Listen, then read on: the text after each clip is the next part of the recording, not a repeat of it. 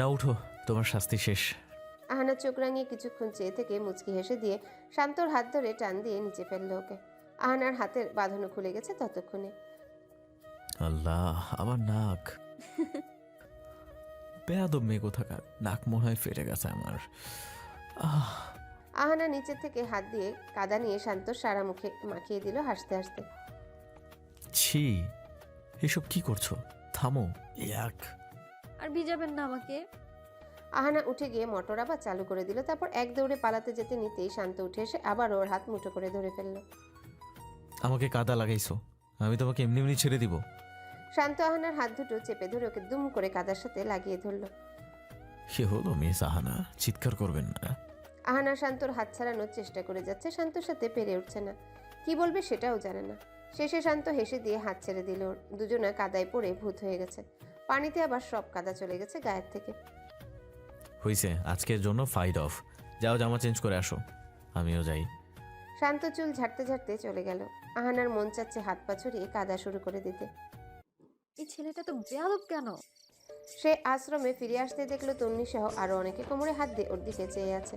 আহানা হালকা কেসে বলল, ওই আসলে পুকুরে পড়ে গিয়েছিলাম। তাই নাকি? তা কে বাঁচালো তোমাকে? তুমি তো সাঁতার জানো না। না, কিনারায় পড়ে গিয়েছিলাম তো, তাই নিজেই উঠতে পেরেছি। আহানা তাড়াতাড়ি রুমে ঢুকে দরজা লাগিয়ে ফেললো। ওদের কথার জবাব দেওয়ার মুড নাই। মাথা রাগে চড়ক গাছ হয়ে আছে, তার উপর এত মিথ্যা কথা সরাসরি বলা টাফ ব্যাপার। জামাটা চেঞ্জ করে মাথায় হাত দিয়ে বসে আছে আহানা। এত ভিজেছে সে, এখন মনে হয় মাথাটা ছিঁড়ে হাতে চলে আসবে। পাশে থাকা একটা কঙ্কর নিয়ে জোরে সরে সামনে নিক্ষেপ করলো, মাথা ব্যথার চোটে। আউচ! আহানা মাথা থেকে হাত সরিয়ে মুখ তুলে তাকালো। শান্ত হাত ডলতে ডলতে এগিয়ে আসছে। কি আবার ভিজাবেন? একেবারে শান্তি হয়নি। না, তোমাকে নিয়ে এক জায়গায় যাবো, চলো। যাবো না আমি, যান এখান থেকে। শান্ত নিচ হয়ে আহানার হাত মুঠো করে নিয়ে টেনে নিয়ে যাচ্ছে। আহানা বলতেছে হাত ছাড়তে, শান্ত সেদিকে মন না দিয়ে ঝাউ গাছগুলোর অপরূপ দৃশ্য পর্যবেক্ষণ করে যাচ্ছে। কি হলো, কথা কানে যায় না আপনার? এই যে শুনুন, আমার হাতটা ছাড়ুন, আমার মাথা ব্যথা করতেছে, প্লিজ ছাড়ুন। অনেকটা দূরে শান্ত আহানাকে নিয়ে চলে এসেছে একটা চায়ের দোকান। আশেপাশে মানুষ নেই বললেই চলে। শান্ত টুলটা সামনে এনে আহানাকে বসতে বলে চায়ের দোকানদারকে 2 কাপ দুধ চা দিতে বলে নিজেও বসে পড়ল। কি হলো?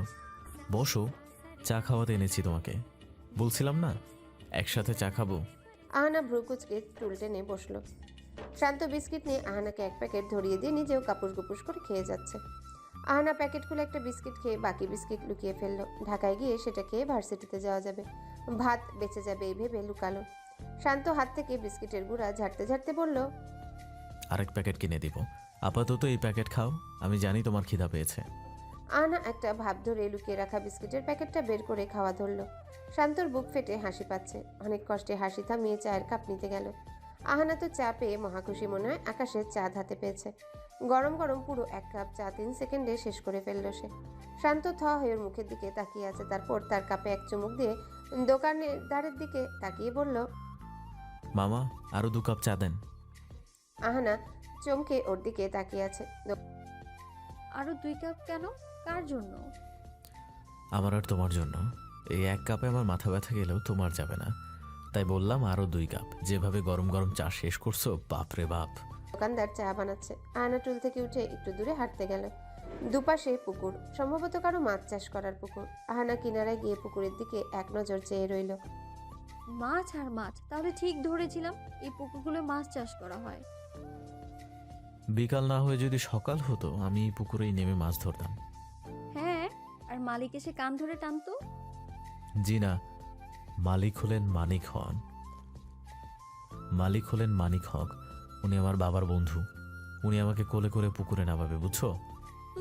মগের মূল্য। পরের বার আসলে প্রমাণ দেব তোমাকে। এখন চলো, চা বানানো হয়ে গেছে মনে হয়। আহানা এই নিয়ে 49 বার তাকিয়েছে। শান্ত বিষয়টা খেয়াল করে সেও তাকালো। মাই গড, এত বড়ই! এগুলো তো চুরি করতেই হবে আজকে, এখনই। আপনার জন্য আমি দৌড়ানি খেতে চাই না।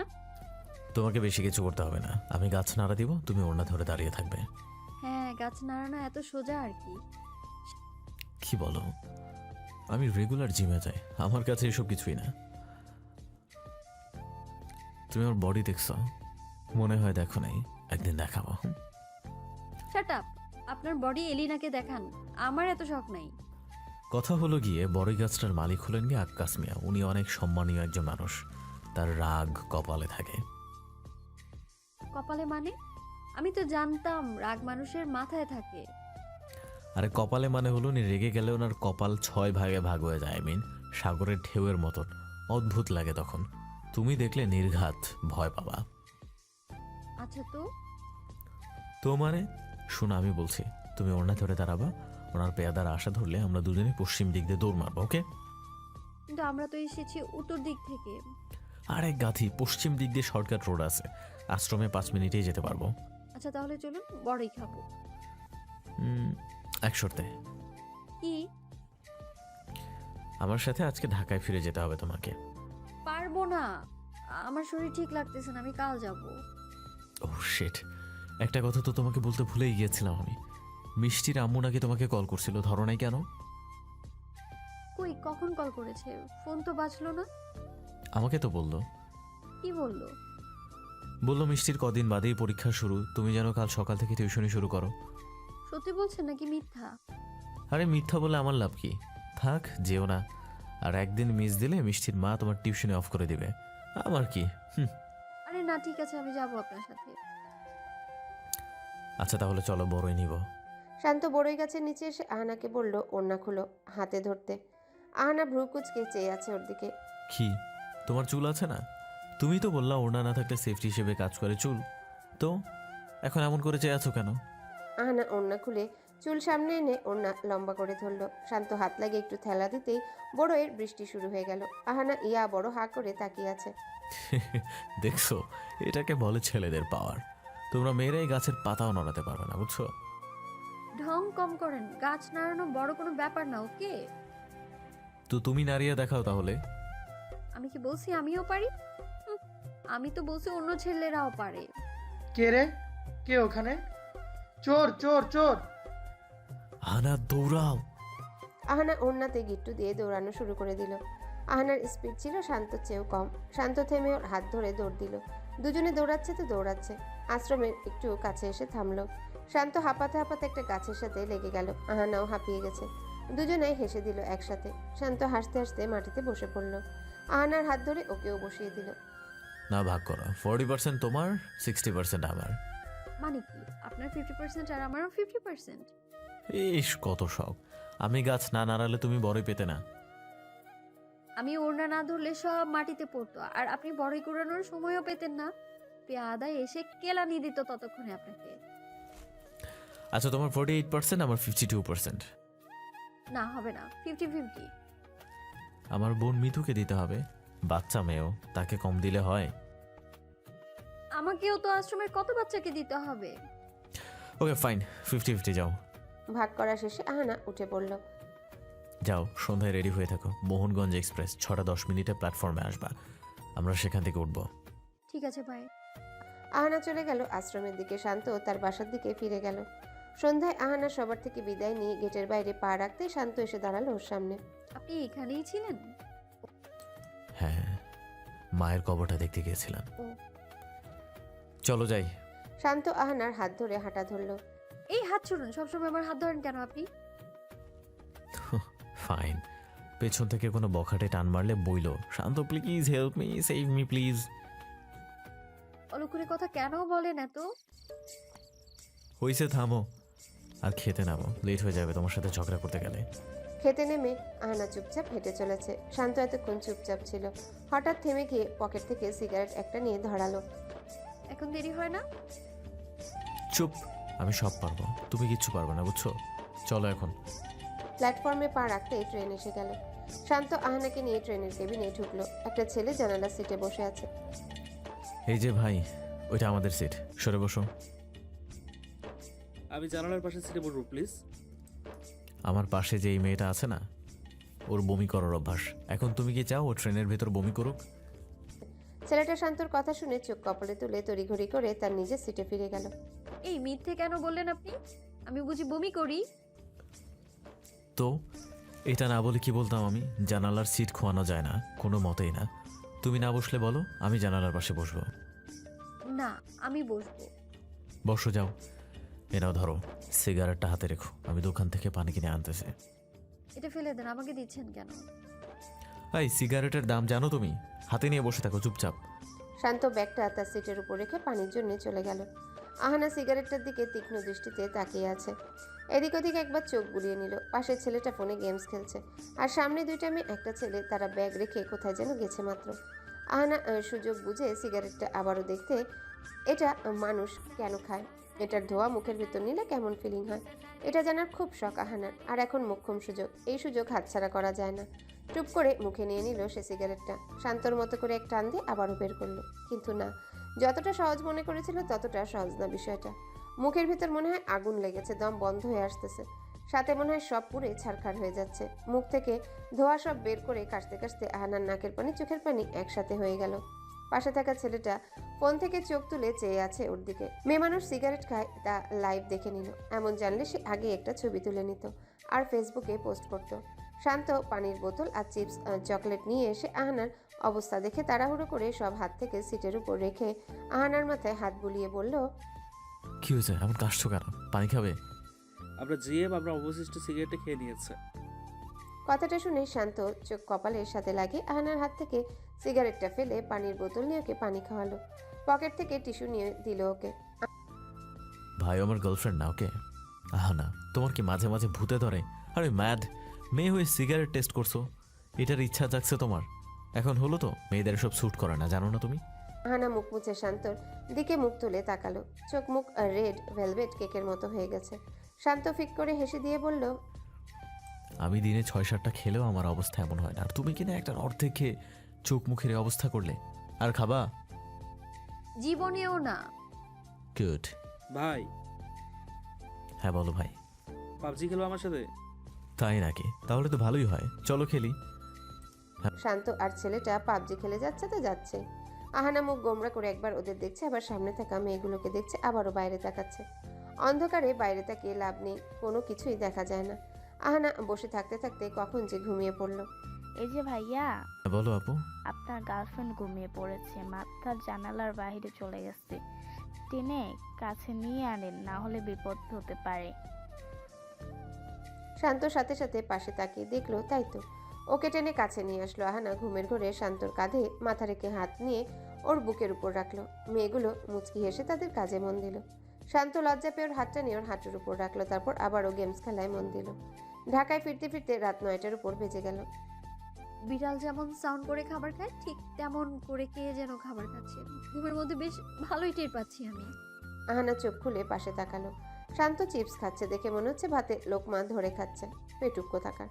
আহানা আরেকটু ভালো করে চেয়ে দেখলো তার মাথা শান্তর কাঁধে। বাতাসের গতিতে ছিটকে সরে গেল সে। শান্ত খাওয়া বন্ধ করে ওর দিকে তাকিয়ে এমন একটা ভাব নিল যে যত সব ঢং বুঝালো। আহানা ভ্রু কুচকে বলল,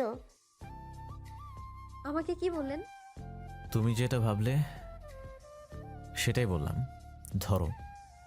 আমি চিপস খাবো না। তোমাকে আমি খেতে, প্যাকেটটা তোমার ব্যাগে রাখো, প্ল্যাটফর্মে আসলো ময়লার ঝুড়িতে ফেলবা। ইস রে, এত কষ্ট আমি কেন করব? খেয়েছেন আপনি, ফেলবেন আপনি। শান্ত গাল ফুলিয়ে প্যাকেটটা নিজের পকেটে ঢুকিয়ে নিল। সামনের মেয়েগুলো হাসতেছে ওদের ঝগড়া দেখে। আহানা চলো, কোথায়? আপনার শ্বশুর বাড়ি এসে গেছে। মানে? ঢাকা চলেন। ঢাকা কমলাপুর রেল স্টেশন এসে গেছে, নেমে আমাকে ধন্য করুন আহানা ম্যাডাম। মুখ বাঁকিয়ে শান্তর পিছন পিছন গেল। মামা যাবেন? 300 টাকা। কিন্তু আমি তো 200 টাকা দিয়ে আসছি। আচ্ছা সমস্যা নেই, আনা চলো। দুজন একসাথে সিএনজিতে উঠে পড়ল। আহানা ফিসফিস করে বলল, এই শুনুন, আপনার বাসা তো আমার বাসা থেকে কেউ দূরে, তাহলে তো 300 টাকাই ভাড়া হবে। আপনি এমন ভাব করলেন যেন 200 টাকা ভাড়া। আরে আমি তোমাকে তোমার বাসার সামনে নামিয়ে দিব, সেখান থেকে একটা রিক্সা নিয়ে বাড়ি যাব।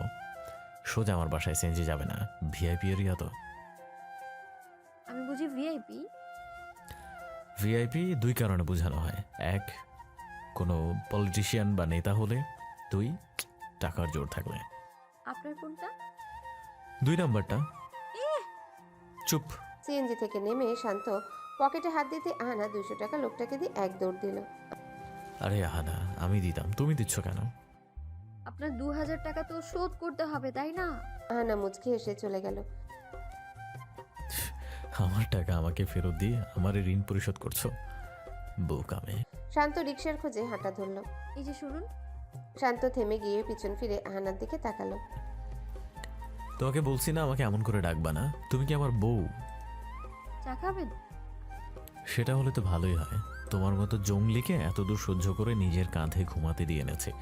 শুধু চা না, সাথে বিস্কিটও খাওয়াতে পারো। আসেন।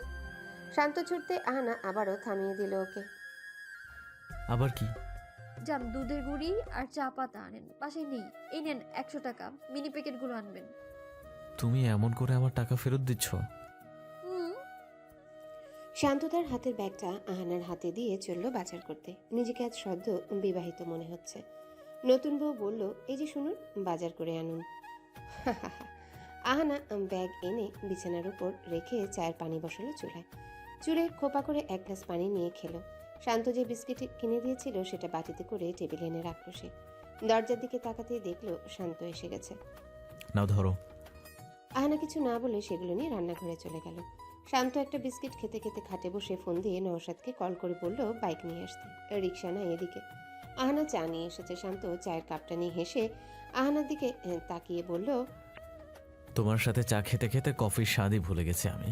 ইফ ইউ ডোন্ট মাইন্ড, আমি একটু শুতে পারি এখানে? আমার মাথার ভেতরটা একদম ব্যথায় টনটন করতেছে। ঠিক আছে। শান্ত দুম করে বিছানায় শুয়ে পড়ল সোজা হয়ে, হাত পা ছড়িয়ে। আহানা সব গুছিয়ে নিয়ে ভাত বসালো। আলু ভেজে খাবে সেটা দিয়ে। শান্ত গভীর ঘুমে। আহানা একবার এসে দেখে গেছে ওকে।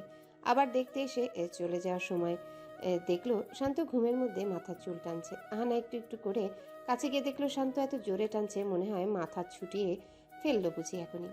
আহানা হাত দিয়ে শান্তর মাথায় রাখতেই শান্ত নিজের হাতটা সরিয়ে নিল। মাথাটা টিপে দাও না, খুব ব্যথা করছে। শান্ত ঘুমের ঘোরে বলল কথাটা। আহানা হাত দিয়ে শান্তর মাথায় রেখে আস্তে আস্তে চুল টানছে। বেশ সুন্দর করে মাথাটা টেনে দিল সে। কেন দিল সে নিজেও জানে না, তবে শান্তর জন্য কেন জানি মায়া হচ্ছিল। শান্ত আহানার হাত মুঠো করে ধরে ঘুমাচ্ছে। আহানা হাত ছুটাতে পারছে না দেখে একটু নিচু হয়ে হাত সরাতে যেতে শান্ত চোখ জোড়া খুলে তাকালো ওর দিকে। আহানার কলিজা মনে হয় বের হয়ে আসবে। ভয়ে চোখ বড় করে চেয়ে আছে সে শান্তর দিকে। শান্ত আহানাকে এত কাছে দেখে কিছুটা চমকে পিছিয়ে গেল। আহানাও সরে দাঁড়ালো।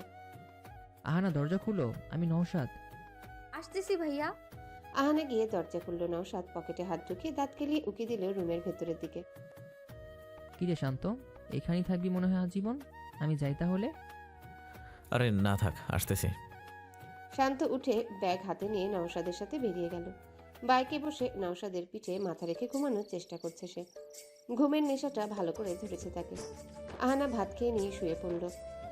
পরের দিন ভোরবেলায় উঠে নামাজটা পড়ে নিয়ে বের হলো বাসা থেকে। মিষ্টিদের বাসায় এসে লিফটটা ভালো করে দেখে নিয়ে ভিতরে ঢুকলো আহানা। শান্তি লাগছে এই ভেবে যে শান্ত লিফটের ভেতর নেই। 5 তলায় এসে ঢোক গিলে লিফট থেকে বের হলো সে। ওমা, এখানেও নেই? নিশ্চয়ই মিষ্টিতে বাসার ভিতরে। আহানা মিষ্টিদের বাসার দরজার সামনে এসে নক করতে মিষ্টির আম্মু এসে দরজা খুলে আহানাকে দেখে অবাক হলেন। আরে আহানা, এত জলদি? মানে, আপনি তো বলেছিলেন মিষ্টি পরীক্ষা জলদি করে পড়াতে আসতে। কবে কখন বললাম? মিষ্টির তো পরীক্ষা আরো দেরিতে হবে। ও, শান্ত কুত্তা আমাকে মিথ্যা কথা বলছে। ওরে তো আমি ছাড়বো না। সমস্যা নাই আহানা, আসো। এসেছো যখন মিষ্টিকে পড়িয়ে যাও। ভালো হয়েছে আজ এসেছো। আহানা মনে মনে শান্তকে বকতে বকতে ভিতরে গেল। পড়াশোনা শেষ করে বের হয়ে রাগে গজগজ করতে চলে যেতে নিতেই শান্ত সামনে এসে দাঁড়িয়ে পড়ল। হাতে তার ব্রাশ, তোয়ালে আর চুলগুলো ভেজা। সেটা থেকে পানি গড়িয়ে পুরো মুখ ভিজিয়ে দিয়েছে। আহানা ভ্রু কুচকে চেয়ে থেকে বলল, কি সমস্যা? সরি, আমি আজ তোমাকে লিফট থেকে জ্বালাতে পারিনি। ঘুম থেকে উঠতে দেরি হয়ে গিয়েছিল। তো তো কি আর, চলো তোমাকে গ্রাউন্ড ফ্লোর পর্যন্ত এগিয়ে দিয়ে আসি। No thanks. এমনিতেও আপনার সাথে আমার আর কোনো কথা নেই। আপনি আমাকে মিথ্যে বলে আনাইছেন। মিষ্টির মা তো কোনো কলই করে নাই। হুদাই আমি এত তাড়াতাড়ি মোহনগঞ্জ থেকে ফিরে আসছি। মিষ্টির আম্মু গাঁজা খাইছে। সত্যি বলতেছি, উনি আমাকে কল করে বলছে তোমাকে আসতে বলতে। আর একটা মিথ্যা কথা বলে চুল ছিঁড়ে ফেলবো আপনার, বেয়াদব ছেলে কোথাকার। আহানা হনহনিয়ে চলে গেল। বাপরে বাপ, আজ দেখি ওনার মেজাজ গরম হয়ে আছে অনেক। আহানা বাসায় ফিরে শান্তকে বকতে বকতে সব কাজ করছে। কিরে ভাই, এরকম টেন্সড হয়ে আছিস কেন? কি হয়েছে তোর? না কিছু না। আচ্ছা একটা কথা বলো, মেয়েরা রাগ করলে কি দিয়ে রাগ ভাঙাতে হয়? এলিনা রাগ করছে নাকি? আরে নওশাদ বল না, কি করে ভাঙায়? রূপা তো রাগ করলে ওকে ঘুরতে নিয়ে যেতে হয়, দামি দামি খাবার খাওয়াতে হয়। এলিনাও সেমই হবে। ও, এসব তো আহানা একদম পছন্দ করবে না। ওর পছন্দটাই আনকমন। নওশাদের কি করে যে বলি, এলিনা না, আহানা আমার উপর রেগে আছে। এলিনাকে নিয়ে আজ ঘুরতে যাবি নাকি? না চল নাস্তা করি, না হলে দেরি হয়ে যাবে ভার্সিটি যেতে। হ্যালো বন্ধুরা, পরবর্তী পার্ট খুব তাড়াতাড়ি আসবে, তো সবাই অপেক্ষায় থাকো। আর চ্যানেলটি যারা এখনো সাবস্ক্রাইব করনি তারা পরবর্তী পার্ট দেখার জন্য চ্যানেলটি সাবস্ক্রাইব করে রেখো। ধন্যবাদ সবাইকে, আমাদের সাথেই থেকো।